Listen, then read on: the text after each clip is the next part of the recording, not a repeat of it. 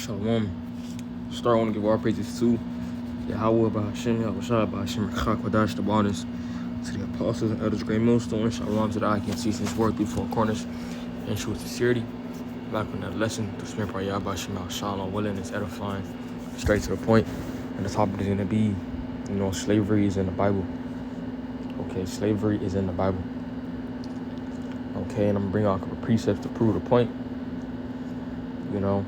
And this debunks, because people don't really understand, okay, the Lord, they don't really understand God, they don't understand the scriptures, that the God, or who they call God, or Jesus, okay, when you really understand the scriptures, you understand that the image that they set up is false, okay, to the actual image and to how, the Lord put the scriptures. They twist it. They come up with this, this false narrative. Okay, to paint their own soft ass, okay, docile, all loving, no hate, God, man. And his real name not even God. The Father's name is Yahweh, and his name and he is or he exists. And his son's name, who the world calls Jesus, his name is Yahushai, his name is Yahushai, and his name means he saves or he delivers. Okay, so, that's why we speak against, these different, churches, because they're not preaching the right image. Some preaching that everyone is getting saved, false. And the scriptures talk about how we're going to have servants and handmaids. So we talk about how he that leads captivity shall go into captivity. Talk about Esau drinking of that cup. Okay, what does that mean? So, the Lord sends out his pastors. Okay, it's true pastors. Because there's always going to be the false prophets and the actual prophets of Yahweh Shemel Shai. That's how the Lord has it. It says, Jeremiah 3:15. And I'll give you pastors according to mine heart, which shall feed you with knowledge and understanding, right? So, the Lord, Yahweh Shemel Shai, is going to give you the right teachers. Okay? Give you the right teachers, and you have to discern for yourself, okay, who are the right teachers and not. For example, you see somebody talking about, Yahushua is coming to save everybody. False. You see somebody talking about the true color of Yahushua is white, or they say that the color doesn't matter. Anything that's false and contrary to the scriptures. Okay, you must do your diligent search. You must discern. Okay, this is not a man of God. This is not a prophet. You just can't go up and just listen to anybody. Okay, you just can't be just a blind follower, man. Even our apostles and elders tell us, when they say something, they say do the research on yourself. Okay, they say do the research yourself, man. And that's what we do. We do our own diligent search. Okay, because it's not only because they say, because it's also been in benefit us, because we also teach the word. So because we also got to prove the things that we're talking about, man. Like the scriptures say, precept upon precept, line upon line. Okay, it's to back up what we're talking about. Let me get that too. It's Isaiah 28:13. It says, "But the word of the Lord was unto them precept upon precept." It's like it's 10. It says, "For precept must be upon precept. Precept must be upon precept, precept upon precept, line upon line, line upon line, line upon line, here a little, there a little. With stammering lips and another tongue we speak to this people, to whom he said, this is the rest wherewith he made, cause the weary to rest, and this is the refreshing, yet do it not hear. But the word of the Lord Yahweh, but was unto them precept upon precept, line upon line, here a little, and there a little, that they might go and fall backward and be broken and still and taken." Salakia. Right, so when you see us bring out 3, 5, 10 precepts, okay, because it's all that's how you gotta bring out the scriptures, man. You just don't read one precept and just yap or just talk for 30 minutes. You just gotta keep bringing it out to further prove your point, okay, to make sure that your point is valid, to make it more valid to say, okay. But going back to the topic, how slavery is in the scriptures. Okay, let's go back to even what is that, Exodus. I don't want to say Exodus 20. Yeah, it's 21. Exodus 21 and start at 1. It says, now these are the judgments which thou set before them. If thou by Hebrew servant 6 years will he serve, and then in the 7th he shall go out free for nothing. If he came by himself, he shall go out by himself. If he were married, and then his wife shall go out with him. If his master shall give him a wife, and she have borne him sons or daughters, the wife and her children shall be her master's, and he shall go out by himself. And the servant, and if the servant shall plainly say, I love my master, my wife, and my children, I will not go out free. Right? So, there were servants back then. Okay? Servants. I also want to search up the definition of, gotta go into words. It says spiritual hard work, or meaning a state of servitude, condition of a slave, entire subjection to the will of and command of another. Right, so basically like a master. Okay, basically a master, man. There was slaves back then. Like how there's gonna be slaves in the kingdom. But I want to skip down to 16. It says, he that stealeth a man and selleth him, and if he be found in his hand, he shall surely be put to death. And I bring out this precept, going into history, with Jake now, how we came into slavery, okay, in America, okay, the Atlantic slave trade. We were stolen, okay, from our land, and Esau brought us, here. And that's another reason why you have Israelites spread through the four corners of the earth, because we've been stolen and put in different places to serve captivities, northern and southern kingdom. Okay, we were stolen, man. To serve a punishment, to be slaves. Okay, to who? Esau. But it says, or if he be found in his hand, he shall surely be put to death. Right? So, hey, we still in Esau's hand now. It's lucky. We still found in Esau's hand now, so Esau's going to have to pay, the judgment for that. Okay, because even in slavery, the scriptures talk about how Esau, didn't show no mercy. Okay, he heavily laid the yoke. So, this devil has been continually oppressing us and not showing mercy, man, especially in those times. We still slaves to him now. You still go to work. You still work, days out the week. For a check, you barely making ends meet. Okay, you go to work, which is just a modern day plantation. Work your hours, come back home. Really you work, till you die anyway, because Esau done put the retirement age to I think he upped it to 70. Okay, we don't even have that much years, man. The big scriptures that we have, 3 score, and with 10 in strength. So you really working your whole life. If I'm not saying it wrong, you really work your whole life, man. Okay, Esau wants you to take a break when you basically dead. Okay, but this is Jeremiah 49 and 12.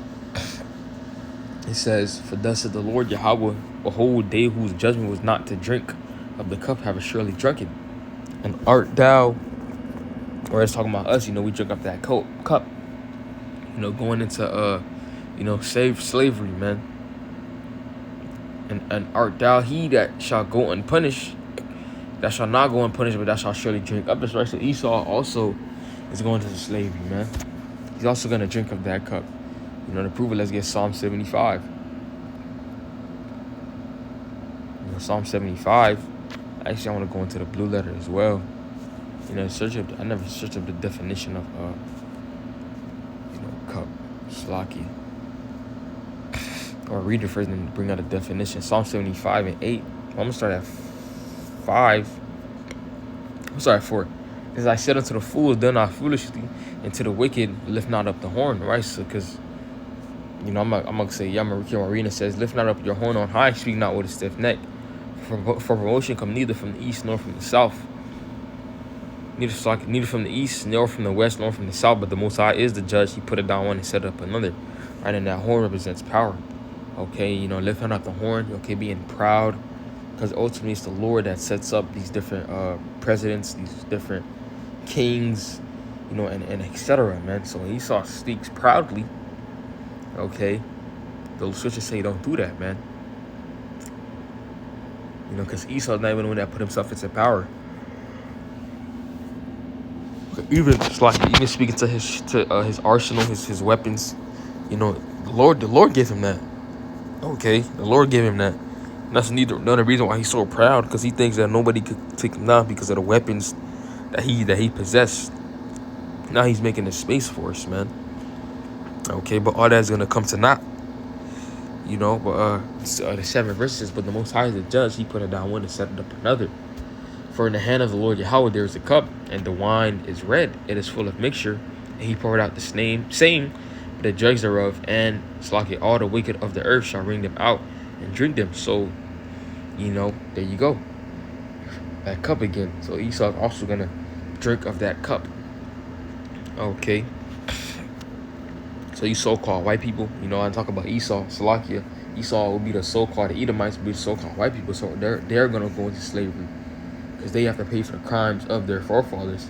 And really, they are their forefathers. If you can receive it, through reincarnation, man. Okay, everybody comes back, to serve out their judgment, here on earth, man. If I could bring out that precept to back up the point, Ecclesiastes, I believe that's 1, if I'm not wrong. I mean, this is a good precept, because you don't remember what happens, okay, when you come back. In Ecclesiastes 1:11, it says, there's no remembrance of former things, neither shall there be any remembrance of that are to come with those that shall come after, right? So you don't remember what you did in your past life. So when Esau, you might say, oh, I didn't do that. That was my great grandfather, but really you are your great grandfather. Okay, you just coming back, in this generation. Okay, but I believe it's an apocrypha. It talks about you serve out your judgment.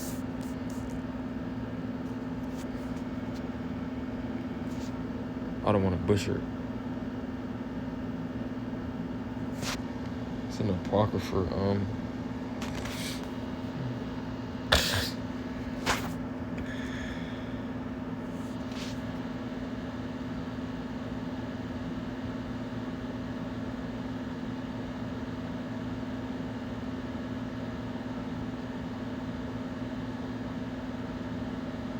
There it is, Ecclesiastes, not a prophet. Ecclesiastes 3:16, it says, and moreover I saw under the sun the place of judgment, that wickedness was there, and the place of righteousness, that iniquity was there. And I said in my heart, the Most High shall judge the righteous and the wicked, for there is a time, there is a time there for every purpose and every work. Okay, so he says, and moreover I saw under the sun the place of judgment, right? So, here, okay, on earth, that place under the sun, here, man, you serve out your judgment here. So people say, damn, when we say like you catching hell, because hell is not actually, a place where you burn forever. I'm not gonna say a real place, because this is hell. Okay, not hell doesn't exist as you're not burning forever, man. Hell is just a condition that you serve, man. Okay, and these Edomites are gonna be catching hell in the kingdom, because again, they're gonna go into slavery, man. Okay. Slakia, I want to go into that definition of cup.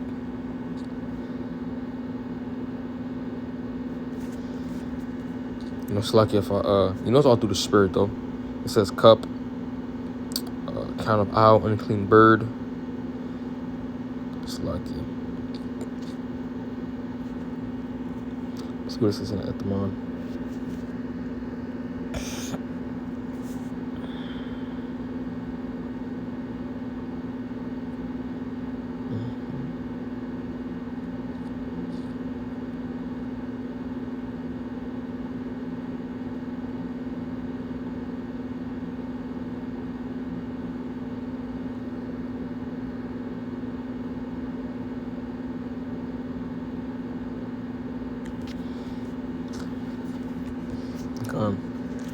I'm just gonna get my next precept. I'm trying to see if it says something.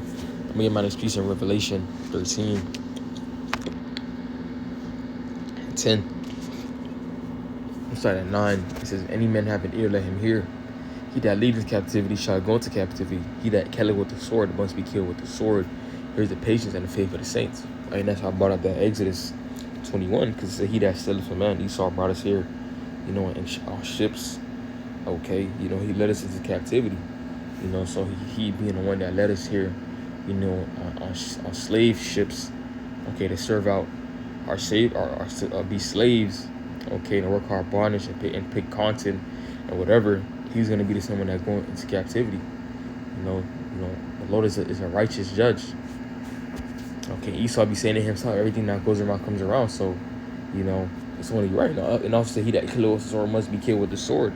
Okay, what is this devil's blessing, man? The sword. Okay, so, this devil's going to slavery. But this also brings 2 Thessalonians 1:6. It says, seeing it is a righteous thing with the Most High to recompense tribulation to them that trouble you, right? So, again, the Lord is a righteous judge, okay? And who's been the main one troubling us? Okay, the so-called Edomites, Esau. Okay, Esau thought he was going to be able to go away. He thought he was going to be able to get away scot-free or not have to pay for the crimes that he's been, committing, for years, for decades, man. Okay, but the Lord hasn't forgotten. These things happened, not too long ago to the Lord. Because the scripture say, 1,000 years is as one day. To Yahweh Shai. Okay, but hey, without Lord willing, that's what's edifying. I want to give all praises to Yahweh B'Hashem Shai B'Hashem HaKadosh. The honor to the apostle and elders, give no stolen shalom to the eye can teach this word through the four corners. In true sincerity, y'all keep most out of here. Shalom.